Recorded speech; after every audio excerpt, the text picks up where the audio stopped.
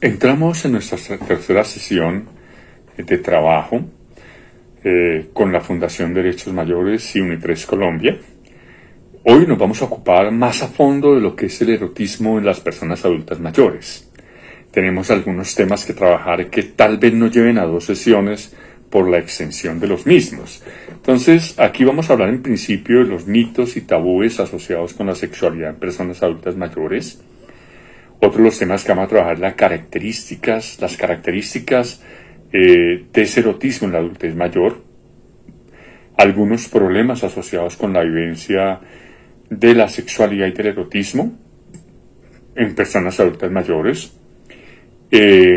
Vamos a también trabajar lo que son los tratamientos psicológicos, sexológicos y no sexológicos para atender algunos de estos problemas.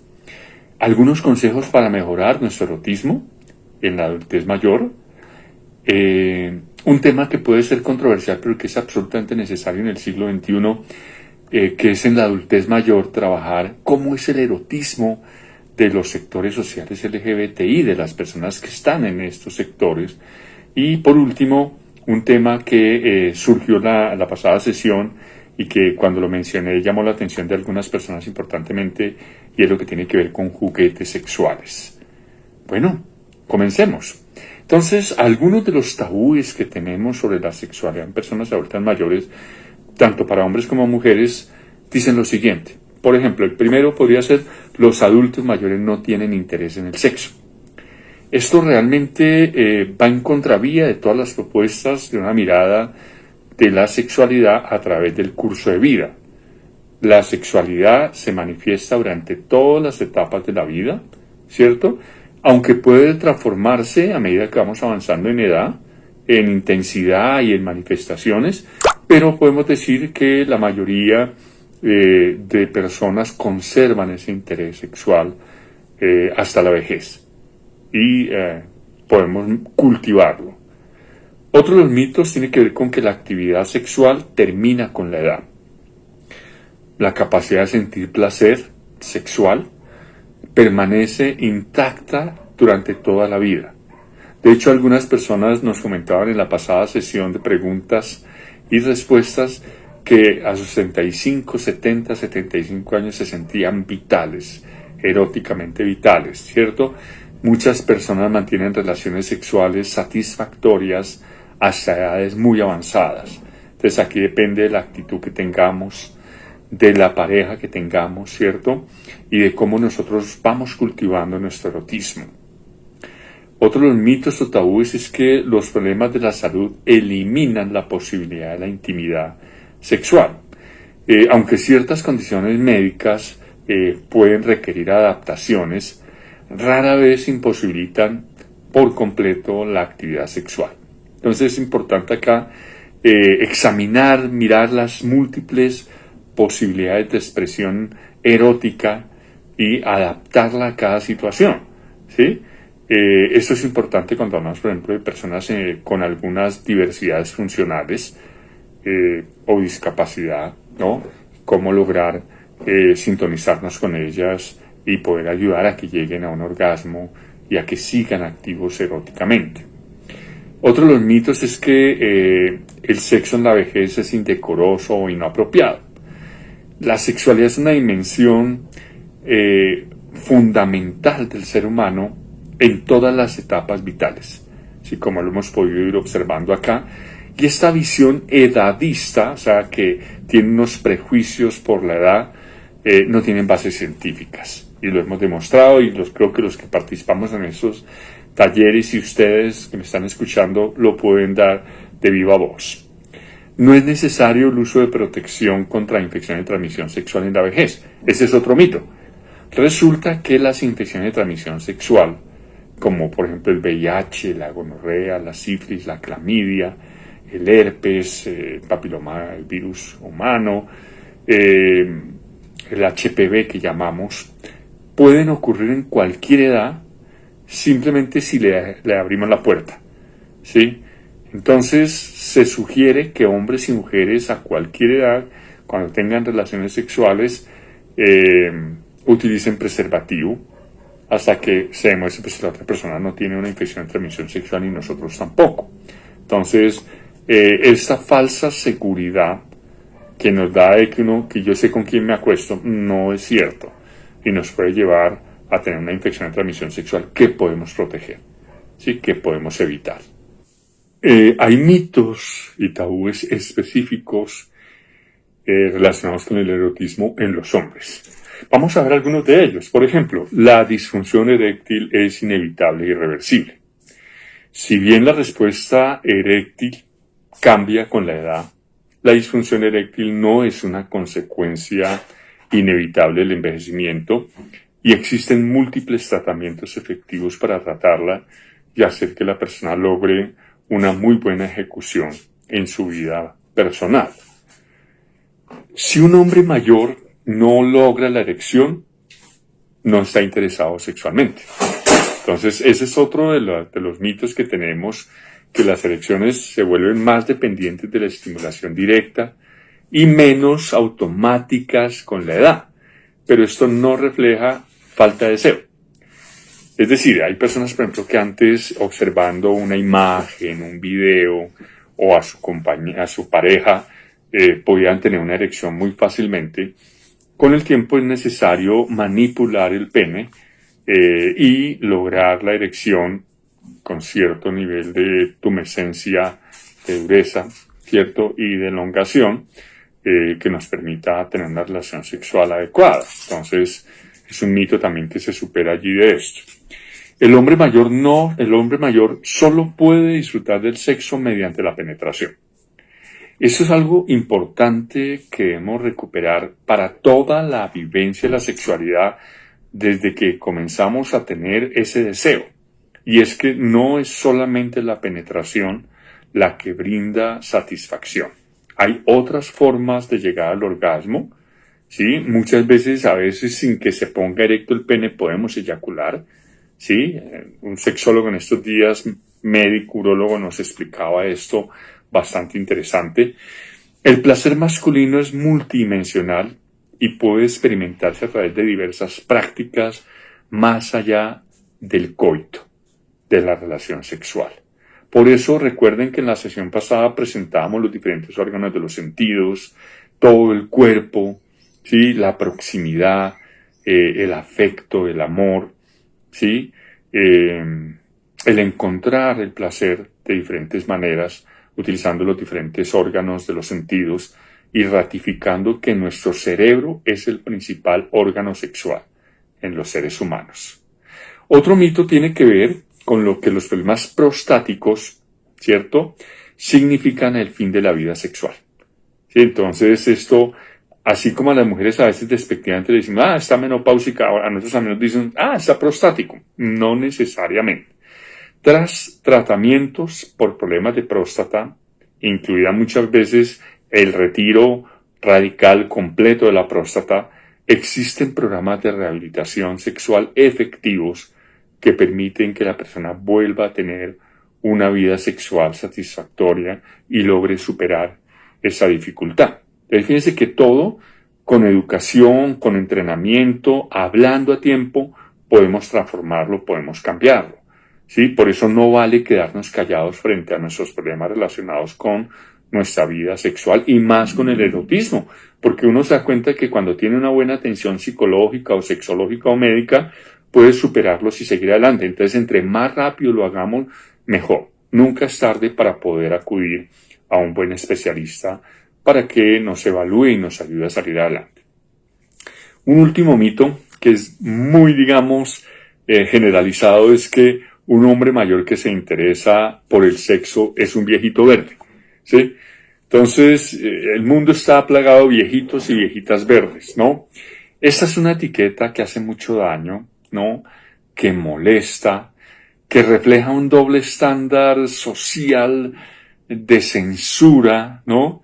Donde la expresión del deseo prácticamente solamente se plantea para hombres jóvenes o adultos y nada para hombres mayores, mientras que esto tiene que ser realmente para todas las personas, ¿sí?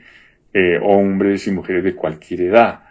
Y maravilloso que si estamos entre personas adultas, ¿sí? Ya por lo menos mayores de edad, y coincidimos en tener alguna aproximación o una relación sexual que sea por consenso, ¿sí? Y que cada persona tenga la oportunidad de elegir su relación sexual y llevarla a cabo como prefiera.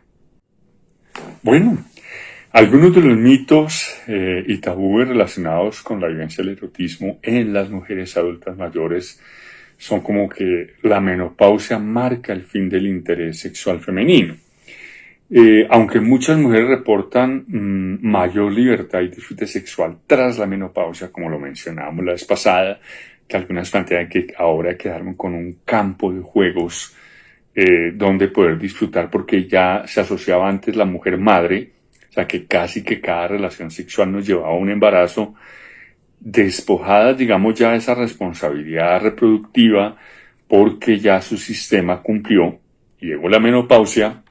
Entonces podemos encontrar que ya no hay embarazo, ya no hay esas responsabilidades con la crianza, entonces la mujer puede tener mayor tranquilidad en una relación sexual, digámoslo sin protección, sin utilizar anticonceptivos o preservativo, ¿sí? Entonces es lo contrario.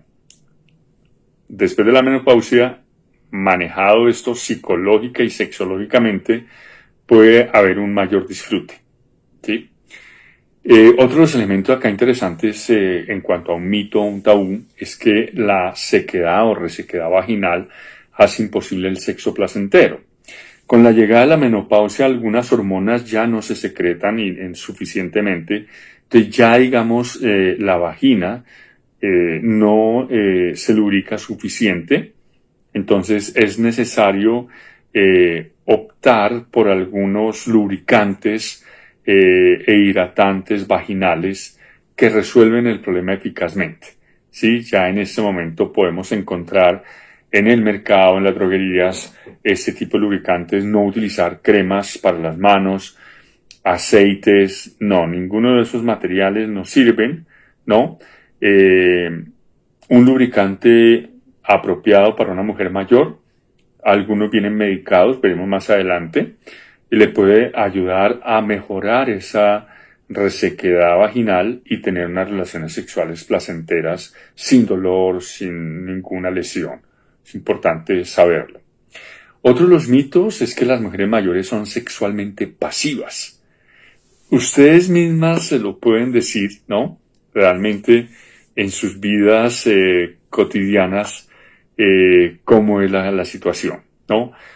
Por el contrario, muchas mujeres con experiencia y madurez emocional frecuentemente llevan a cabo relaciones sexuales apropiadas en medio de mayor asertividad sexual, mejor comunicación de sus deseos, de sus necesidades. Es decir, una mujer adulta mayor puede decir, me gusta de esta manera, me molesta esto, quisiera explorar esta situación, ¿sí? Y con una buena pareja poder llegar a interactuar y a tener la posibilidad de lograr muy buenos resultados en su experiencia sexual. Otro de los mitos es que el orgasmo femenino se vuelve imposible con la edad, ¿sí? Como observábamos la vez pasada en cuanto al clítoris, ¿cierto? Que la capacidad orgásmica femenina se mantiene intacta durante toda la vida adulta, ¿sí? Y que aunque algunas características como el tiempo para alcanzar el orgasmo pueden cambiar, el resto sigue funcionando muy bien. De hecho, muchas veces en sexología se le pide a la mujer que se acaricie, que se consienta y que muchas veces puede llegar a un orgasmo acariciando su clítoris, ¿sí? Entonces, eso también es cuestión de educación, de superar también nuestras propias barreras, nuestras propias limitaciones y seguir adelante. Un último mito, aunque hay muchísimos más, es que una mujer mayor interesada en el sexo es indecente. Así como hablábamos del viejito verde, podemos hablar de las viejitas verdes, ¿sí? Y aplica lo mismo. Realmente esta es digamos, un sesgo de género, ¿no? Que se ha ensañado contra las mujeres adultas mayores, de que se les imposibilita tener un compañero sexual o una pareja sexual, ¿cierto? A cualquier edad, y más si somos adultos mayores de cualquier edad, Entonces es importante superar esos, digamos, estereotipos de género y edadismo que niegan realmente los derechos sexuales de las mujeres adultas mayores y se pueden volver en un problema para que tengan una sexualidad activa y placentera con la persona que deseen, la persona que quieran. Por último, en cuanto a estos mitos y tabúes sobre la sexualidad en la adultez mayor, hablamos de unos mitos y tabúes relacionados con la sexualidad en general. Entonces, hablamos, por ejemplo, de que los ancianatos o las instituciones para personas adultas mayores deben desalentar, desaconsejar las relaciones íntimas entre sus miembros, entre las personas que habitan allí en estas comunidades. Entonces, los adultos mayores tienen derecho a la privacidad y expresión de su sexualidad, incluso estando en este tipo de residencias o de lugares para su cuidado, ¿sí? Estas instituciones han ido evolucionando y a medida de que han ido avanzando, permiten, a través de sus protocolos, el respetar los derechos sexuales, incluido el ejercicio del erotismo, entre los miembros de hombres y mujeres que habitan estos lugares. Ese es un paso importantísimo y creo que vale la pena ganar esos derechos, ¿sí? No es necesario hablar sobre sexualidad con adultos mayores. Ese es otro mito, donde los profesionales de la salud necesariamente podemos incluir el tema de salud sexual en la atención integral a los hombres y mujeres adultos mayores, abordando el tema directamente, con mucho respeto, con mucha naturalidad, generando el ambiente de confianza para que la persona pueda sincerarse y solicitar apoyo si lo llega a necesitar. Entonces, vale la pena que si el médico, el personal de salud no pone el tema, uno lo ponga. Realmente y pregunte, cuestione. Mucho personal de salud a veces no tiene formación en esto, entonces hay que tener cuidado con eso. Podríamos buscar un urólogo, un ginecólogo o un sexóloga que pueda ayudar en esto. Otro de los mitos es que en la vejez solo importa el compañerismo y no el contacto físico, ¿sí? Entonces, ustedes reconocen que la intimidad física sigue siendo importante para el bienestar psicológico, para la salud mental y emocional de las personas mayores, ¿sí? Entonces, sí, claro, además del abrazo, de tener la cercanía de la persona que amamos, ¿cierto? También podemos tener intimidad, ¿sí? Y acordar entre ambas personas las mejores formas para tenerla, ¿sí? Entonces no se trata solamente de compañerismo, sino de ir más allá al contacto físico. Otro de los mitos es que los adultos no necesitan educación sexual, los adultos mayores, hombres y mujeres.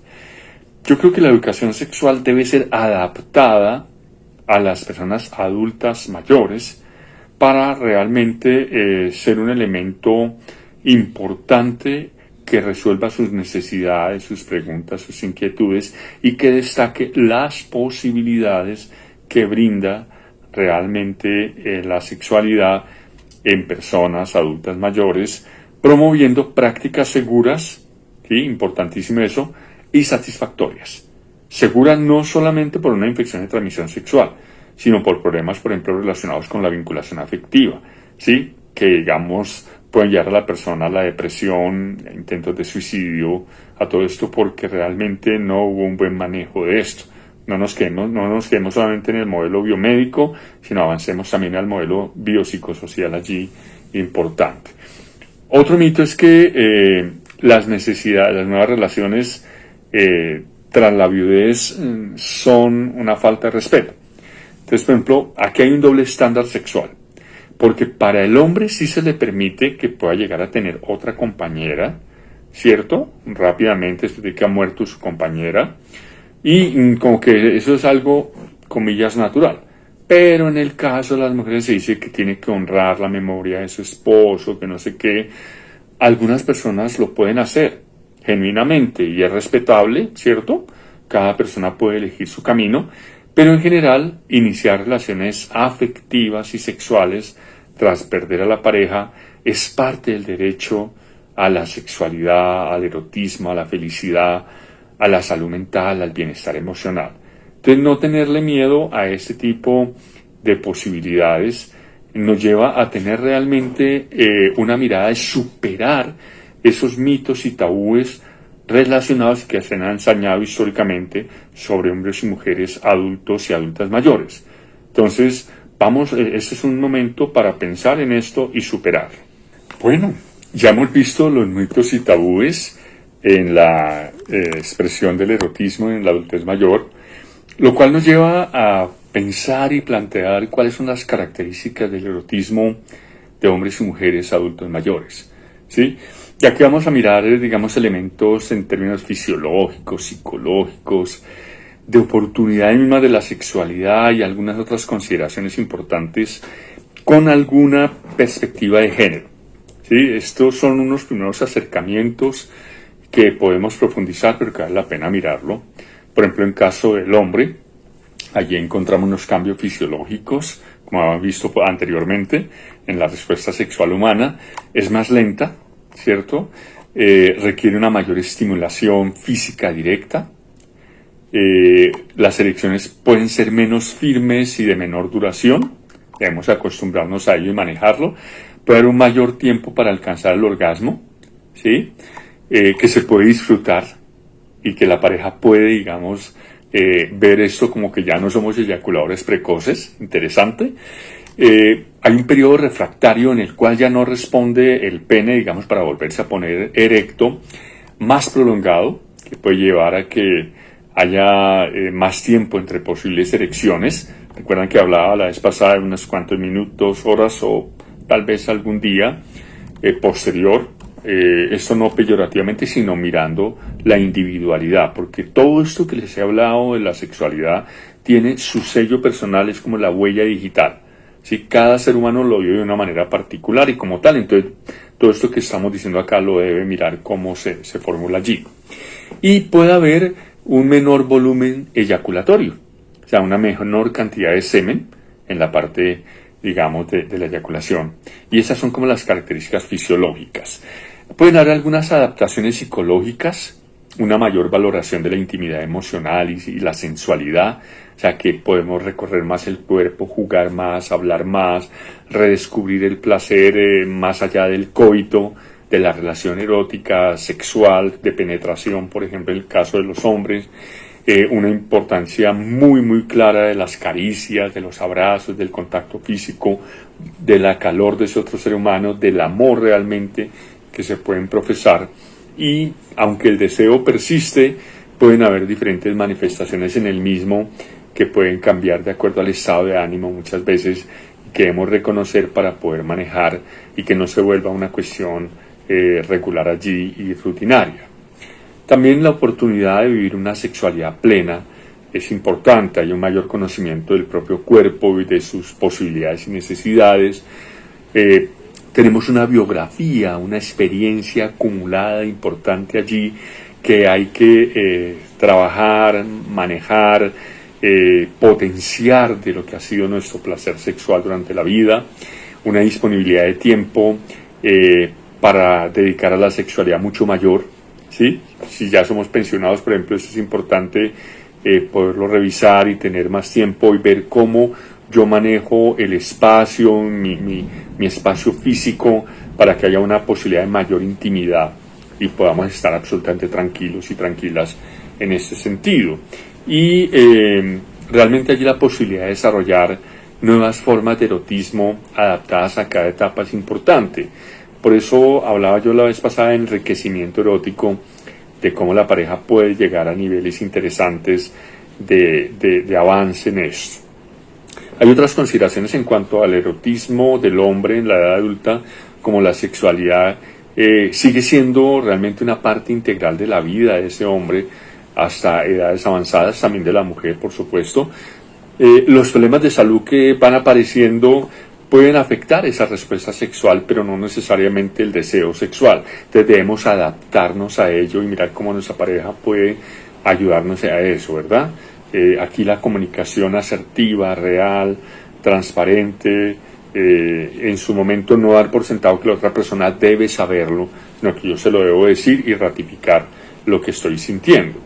Algunos medicamentos, como los tratamientos, por ejemplo, para la hipertensión, pueden afectar la respuesta sexual y hay que hablarlo con nuestro médico o médica y ver cómo se puede manejar la situación. Eso con una comunicación abierta, tanto con el personal de salud como con nuestra pareja, es fundamental y debemos aprender a hacerlo, a hablar a tiempo y en muy buenas condiciones. Bueno, estas mismas características del erotismo en la mujer adulta pueden ser un tanto diferentes y el tratamiento que le voy a dar tiene ese diferencial de género, ¿sí? Claro, vamos a ver unos aspectos fisiológicos importantes, pero también unos aspectos psicológicos y la variable emocional, algunos factores sociales y culturales y cómo esa expresión del erotismo se da. Este cambio con respecto a la mirada del hombre es por toda esa carga cultural que hemos tenido con respecto a las mujeres y que realmente ha hecho mucho daño y que en el siglo XXI esperamos poder superar y mejorar la calidad de vida erótica de hombres y mujeres, ¿sí? Bueno, en cuanto a los cambios fisiológicos que influyen en ese erotismo femenino, está la menor lubricación vaginal, lo que requiere un poco más de tiempo, de estimulación, o en la mayoría de casos de lubricantes íntimos, ojalá recetados. ¿Sí? Esto es importante hablarlo con el ginecólogo, con el sexólogo, la sexóloga, para que realmente ese lubricante sea medicado algunas veces o el mejor a mis condiciones fisiológicas y que me ayude a tener una muy buena lubricación y por tanto una relación sexual satisfactoria, sin dolor, sin sangrado, sin problema. ¿Sí? Hay un adelgazamiento de las paredes vaginales que pueden volverse más sensibles por esta situación del cambio hormonal por la menopausia. Un mayor tiempo para alcanzar la excitación plena, entonces esa fase de excitación y meseta puede ser un poco más largo, entonces aquí es donde vienen, igual que los hombres, un mayor juego, el diálogo, la caricia, el sexo oral, es decir, otras alternativas que podemos tener y que pueden ayudar muchísimo a la persona para tener un comienzo maravilloso y que fíjense que va muy de acuerdo en que no es tanto la frecuencia o la cantidad de relaciones sexuales, sino la calidad de las mismas. Puede ser una o dos, pero muy bien llevadas, de tal manera que la satisfacción es maravillosa y puede durar varios días, ¿sí? Versus cuando estábamos como jóvenes, que era muchas veces la intensidad y la frecuencia versus la calidad misma de ese vínculo tan interesante allí. Bueno, la disminución de las presiones relacionadas con la reproducción, efectivamente en las mujeres va a funcionar muy bien. Cuando ya se liberan de esto, realmente encontramos que hay mayor satisfacción. Eso está demostrado y quiero que ustedes lo piensen y lo miren y ojalá lo puedan vivenciar. Hay una mayor seguridad y conocimiento del propio cuerpo y de sus necesidades y potencialidades. Y si no las hemos encontrado, nunca es tarde, ¿sí? Hay que recorrer el cuerpo cuando nos estamos bañando, mirándolo, observándolo, tocando, sintiendo, preparando nuestro cerebro para esas nuevas sensaciones, ¿sí? Para ver, digamos, cómo nos redescubrimos y vamos más allá en todo esto. Y una reintegración del placer más allá del coito genital, ¿sí? Para algunas personas sigue siendo muy importante la penetración y todo esto, pero no es lo único. Hay que explorar otras posibilidades allí, vamos a hablar al final de algunos consejitos al respecto. Y hay unos factores sociales y culturales importantes que tenerle mucho cuidado, como es el impacto de los estereotipos sociales sobre la sexualidad en la vejez y principalmente dirigido hacia las mujeres, ya los hemos visto en algunos de los mitos, la influencia de experiencias sexuales a lo largo de la vida.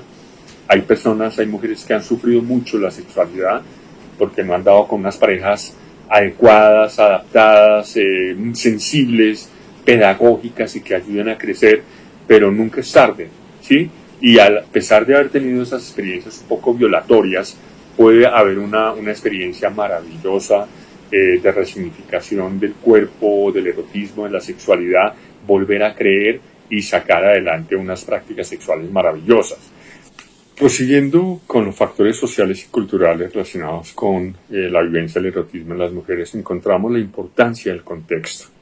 Cómo adecuamos nuestra habitación, el lugar donde vamos a tener una relación sexual, con aromas, con velas, con flores. Es decir, volver esto realmente una situación muy interesante en la cual podamos resignificar el erotismo, la relación, sorprendamos a nuestra pareja, ¿sí?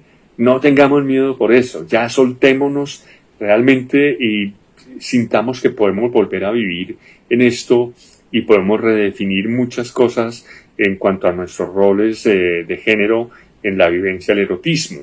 No es que el hombre quiera satisfacerse solamente, sino que ahora son ambos miembros de la pareja los que están dispuestos a invertir en preparar una relación sexual, una relación erótica, llevarla a cabo y satisfacerse mutuamente.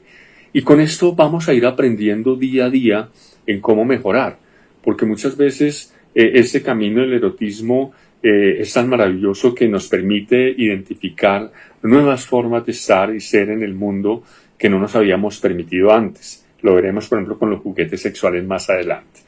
Bueno, y en cuanto a la expresión del erotismo en las mujeres, podemos encontrar una mayor valoración de las caricias, de los masajes, del contacto corporal global. Por eso, por ejemplo, los aceites que podemos utilizar con algunos aromas deliciosos pueden significar un cambio interesante de sorpresa allí sin que se utilicen como lubricante. Ojo, eso es diferente, ¿no?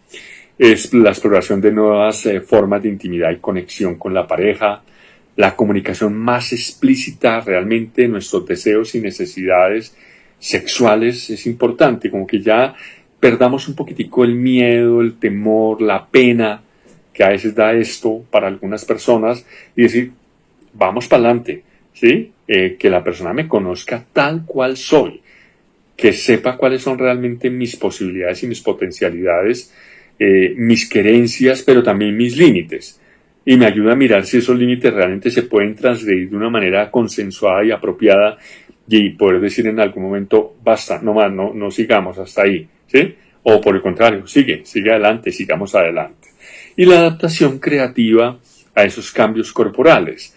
Es decir, pueda que los senos se vuelvan un poquito caídos, alargados, gorditos, flaquitos, lo que sea, tengamos seguramente algunas llanticas más delgadas, más...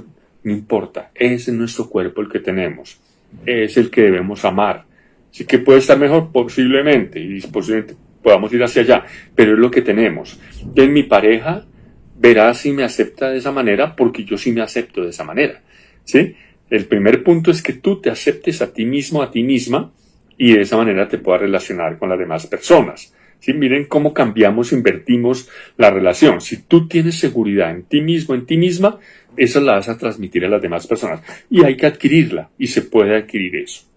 Bueno, también viene la integración de la sensualidad en la vida cotidiana más allá del acto sexual. Si estamos cocinando, entonces, por ejemplo, leer un pedacito así sensualmente, ¿cierto? Si vamos a tender la cama y la ponemos de determinada manera.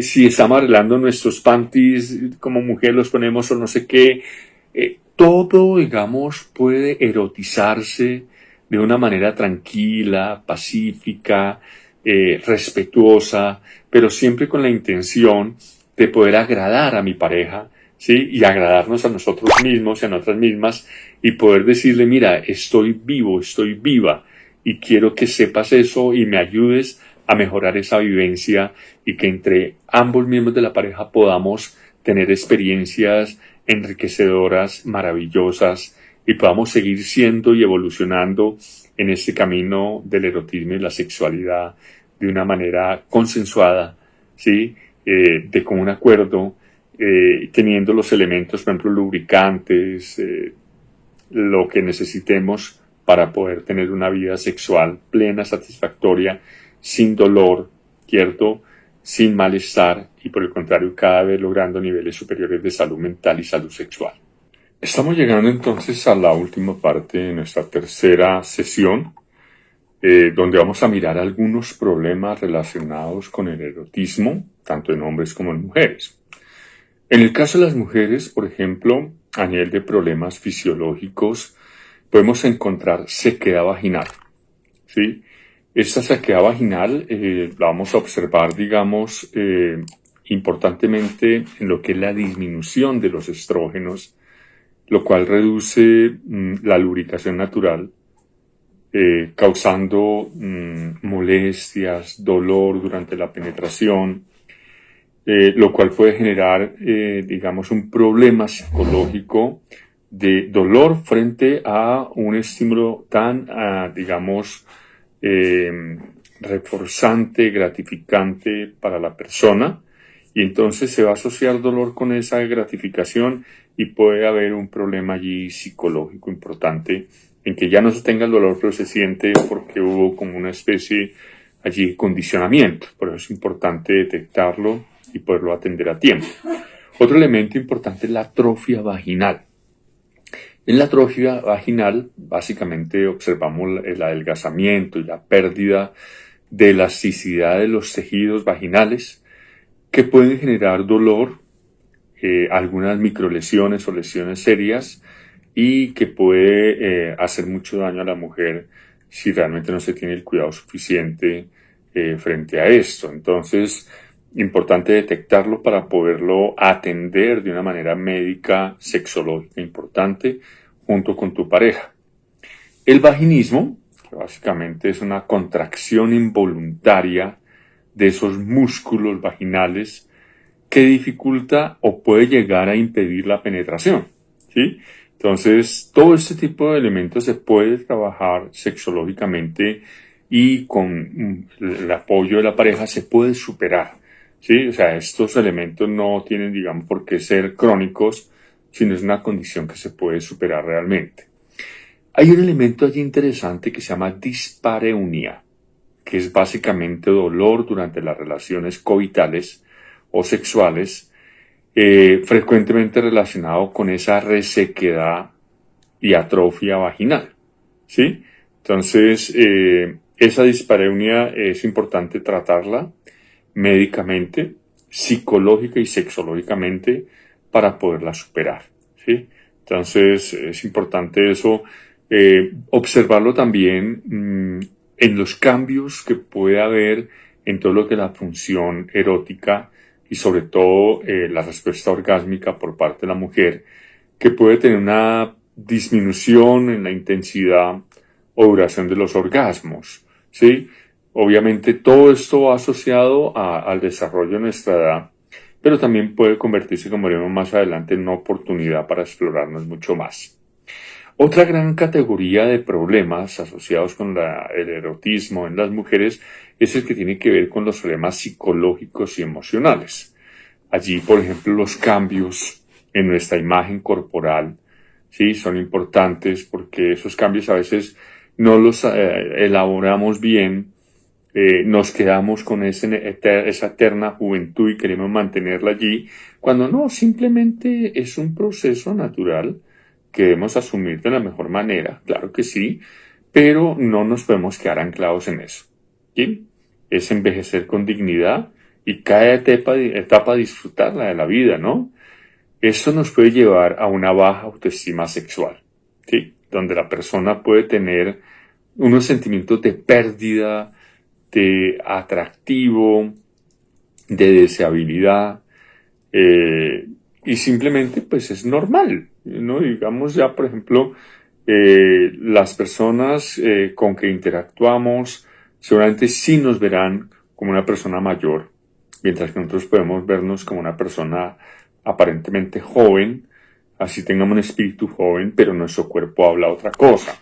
Entonces es importante tener los pies sobre la tierra, disfrutar de esa etapa, ¿sí? Ahora, si tienes una pareja más joven que tú, no hay ningún problema. Realmente se trata de eso, de disfrutar.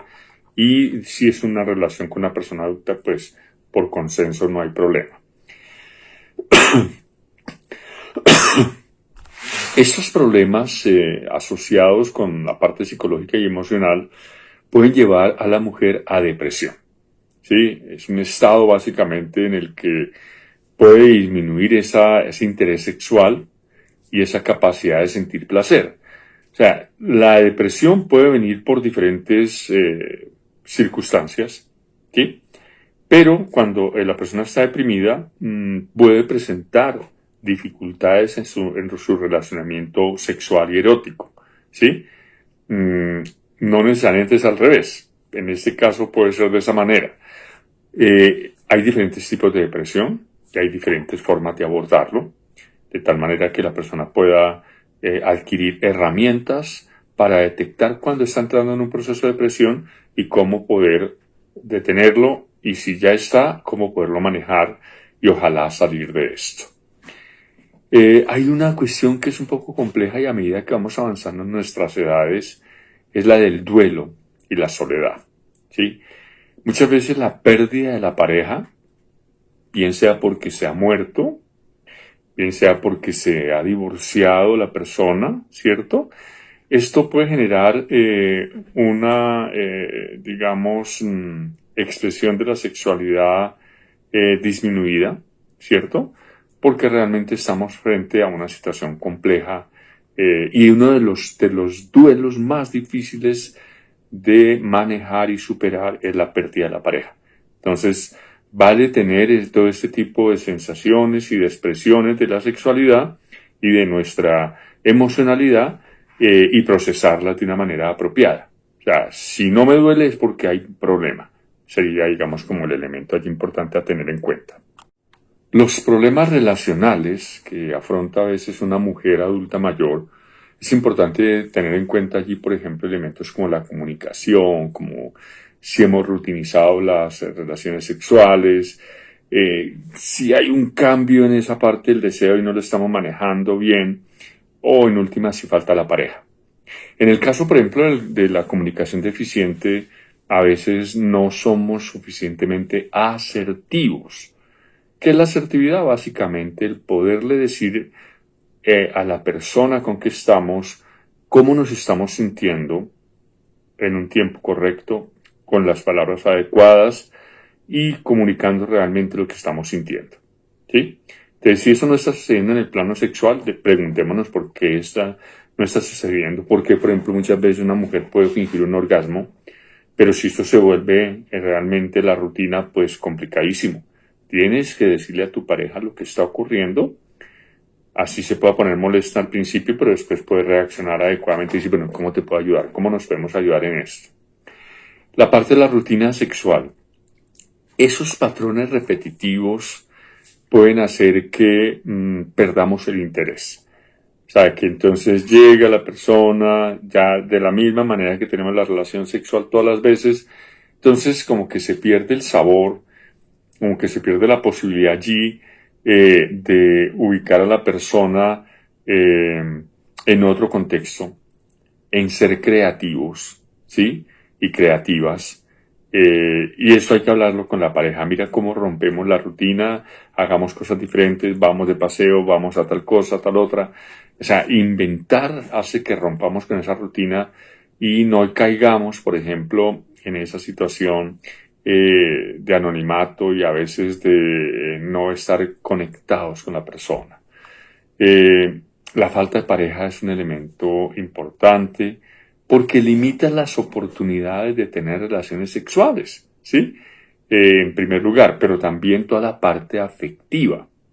O sea, se pierde un soporte afectivo importante, ¿no? Además de la parte erótica, y esos dos elementos de amor y erotismo, que son la llama de la vida, según un gran autor mexicano llamado Octavio Paz, y que les invito a leer su libro. Entonces son elementos allí que debemos tener en cuenta y al igual que los problemas médicos asociados a la sexualidad, que en el caso de las mujeres, por ejemplo, pueden ser enfermedades crónicas, dolor crónico, incontinencia urinaria, efectos de cirugías. Por ejemplo, en enfermedades crónicas tenemos la diabetes, la hipertensión, la artritis, que pueden afectar el desempeño sexual, y podríamos contar con una pareja muy, digamos, comprensiva para poder superar esas dificultades, ¿sí? El dolor crónico es algo que realmente tiene que ser tratado hasta donde sea al máximo posible.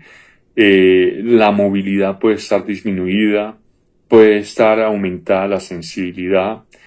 Y si sabemos llevar a nuestra pareja comprensivamente, una relación sexual puede ayudarle a mejorar su estado de dolor, porque allí se generan determinados componentes, hormonas, neurotransmisores que pueden mitigar endógenamente ese dolor y ayudar a la persona un poquito. ¿Sí? O sea, fíjense cómo es todo lo contrario. Si tengo dolor y tengo una relación sexual bien llevada, podemos lograr bienestar. ¿Sí? En el caso de la incontinencia urinaria, que es una cuestión bastante molesta, pero que se puede controlar, bien sea con un pañal y todo esto, puede generar en la persona un poquitico de inseguridad con su pareja, de evitación de la relación sexual y el encuentro íntimo, pero si lo dialogamos y decimos, mire, tengo esta condición, yo por ejemplo tengo hipoacusia, que yo le digo a mi pareja, háblame un poquito más duro sin gritarme, por favor. Y ella entiende y hemos logrado un buen intercambio, ¿sí? Entonces lo mismo con este tipo de incontinencia urinaria valdría la pena plantearlo. El efecto de las cirugías. En el caso de las mujeres, especialmente la histerectomía, ¿sí? Que es el retiro del útero, ¿cierto? Puede ser con ambas trompas de falopio o con una sola, o también la mastectomía, ¿sí? Son dos cirugías que pueden afectar la autoimagen y de ahí derivarse en una dificultad, digamos, psicológica y a veces algo física en la vivencia de la sexualidad, pero que se puede trabajar y mejorar. Hay unos problemas asociados a los medicamentos que puede estar tomando la mujer. Por ejemplo, antidepresivos, ¿no? Que pueden hacer que también haya un descenso del deseo sexual y dificultar el orgasmo. Los antihipertensivos que utilizamos muchas veces, ¿cierto? Algunos de ellos pueden estar asociados con alguna forma de reducción de la respuesta sexual y entonces habría que hablarlo con el médico si ya tiene una importancia grande, cómo se puede disminuir y aminorar o buscar otras alternativas. Los sedantes, que también pueden reducir el deseo y la excitación sexual, porque hacen descender la reactividad del sistema nervioso central. Y por último, las terapias hormonales, que pueden tener efectos variables sobre el alivio, aunque algunas terapias relacionadas con hormonas sexuales podrían incrementar un poquito la libido, o sea, el deseo sexual, pero habría que mirarlo en cada caso.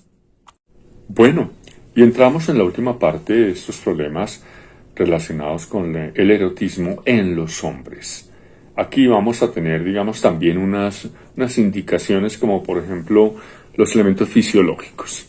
Allí, la disfunción eréctil marca una pauta importante, que es básicamente la dificultad para lograr o mantener erecciones suficientemente importantes, y esto va a tener una implicación con nuestra actividad sexual, ¿sí?